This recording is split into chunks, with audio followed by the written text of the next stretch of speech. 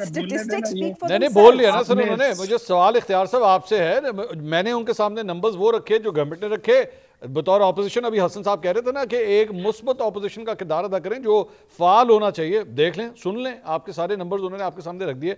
तो इससे तो सर अवाम का जम्मे गफीर आ जाना ईद के बाद, आप देखिएगा। अच्छा, एक तो रावी को आपने कहा ना कि रावी हर तरफ चैन ही चैन लिख रहा है, तो दूसरी तरफ मैंने देखा कि मेहरबानो हर तरफ बेचैन ही बेचैन लिखी जा रही है। जो नंबर आज आपको दिया है अताउल्लाह तारड़ ने, जो उन्होंने आपको दिया है, अताउल्लाह तारड़ साहब ने जो नंबर आपको दिए हैं आज, कोई इसको चैलेंज कर सकता है कि ये गलत है? मेहरबानो कुरैशी करके दिखाए ना। ये नंबर हमने घर में तो नहीं बनाया, आपको समझाया तो है सर, आप सुन नहीं रहे थे। वही तो मैं सुन रहा था। मैं तो मनोवन आपको दिल के कानों से सुनता हूँ। जो आप बोल रही थी मैं दिल के कानों से सुन रहा था, सर के कानों से अलग सुन रहा था। नहीं, इतना भी नहीं सुनना वली साहब, नंबर्स दिया है आप सिर्फ सर के कानों से ही सुने, इतना नहीं सुनना। आगे चले।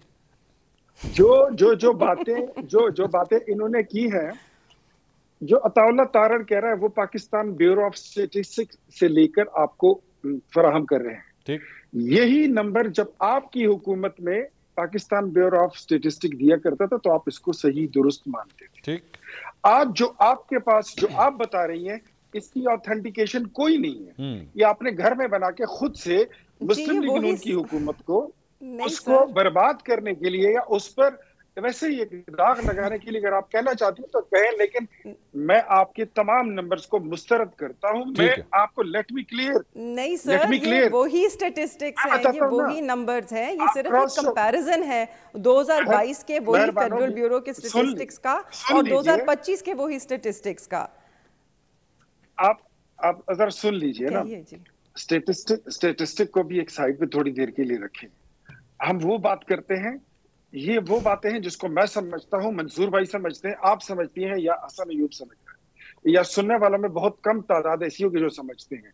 लोगों से बात ये करें कि पाकिस्तान में उस वक्त जब आप आए थे 2018 में, व्हेन तब्दीली वाज बीइंग ब्रॉट इन, तो 1 लीटर पेट्रोल की कीमत 65 रुपए थी और आपने वादा किया था कि हम 40 में देंगे। बिजली का 1 यूनिट 5 रुपए का था। आप कहती थी, आपका लीडर कहता होता था, आपके वालिद मोहतरम साथ में खड़े होते थे और वो कहते थे कि हम 2 रुपए यूनिट में देंगे। कहां पर छोड़कर आए हैं? डॉलर 100 रुपए का था, कहां छोड़कर आए हैं? और इसी तरह अगर पॉवर्टी रेट की बात करूं मैं, तो जिन लोगों ने 1 करोड़ नौकरियां देनी थी और 50 लाख घर लोगों को देने थे, वो 2.5 करोड़ लोगों को बेघर और बेरोजगार करके गए हैं। ठीक है। अब वो मईशत जब आपकी पार्टी हुकूमत से ये हटी और कहने लगे कि पाकिस्तान अब डिफॉल्ट होने लगा है, अब ये टूटने वाला है खाकम बदहन, अब ये सोमालिया बनेगा, अब ये दिवालिया बनेगा, हमने अपने पॉलिटिकल स्टेक्स आग में नहीं तंदूर में झोंक दिए। आज फॉरेन एक्सचेंज रिजर्व $17.5 अरब पर पहुंच चुके हैं।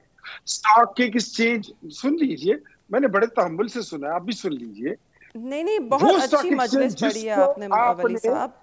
जो आपने 22,000 पे स्टॉक एक्सचेंज को छोड़ा था, वो आज 1.25 लाख पर खड़ा है।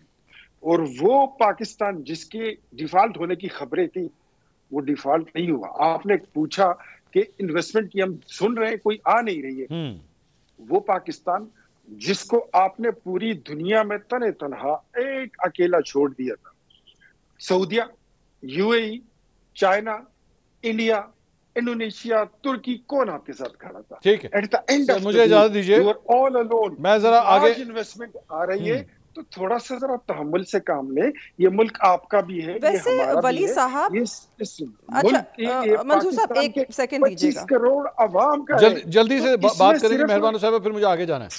सिर्फ वली साहब समझ आ गई। देखिए आप जो बात कर रहे हैं ना वली साहब, जी बोलिए। आपने पढ़ ली, बड़ी अच्छी मजलिस पढ़ी है। सिर्फ एक चीज की मैं आपको याद दहानी कराती चलूं, वोट ऑफ नो कॉन्फिडेंस से कबल सिर्फ एक मेरे ख्याल में 2 हफ्ते पहले OIC की फॉरेन मिनिस्टर कॉन्फ्रेंस हुई थी पाकिस्तान में, और पूरी इस्लामी दुनिया के जो लीडर्स हैं वो पाकिस्तान में आके पाकिस्तान के साथ खड़े हुए थे। तो हम तनहा तब भी नहीं थे। उसके बाद आप लोगों की हुकूमत आई और आज ये हाल है आपकी फॉरेन पॉलिसी का कि मुल्क में किसी को मालूम ही नहीं है कि वजीर खारजा है कौन और वो है कहाँ।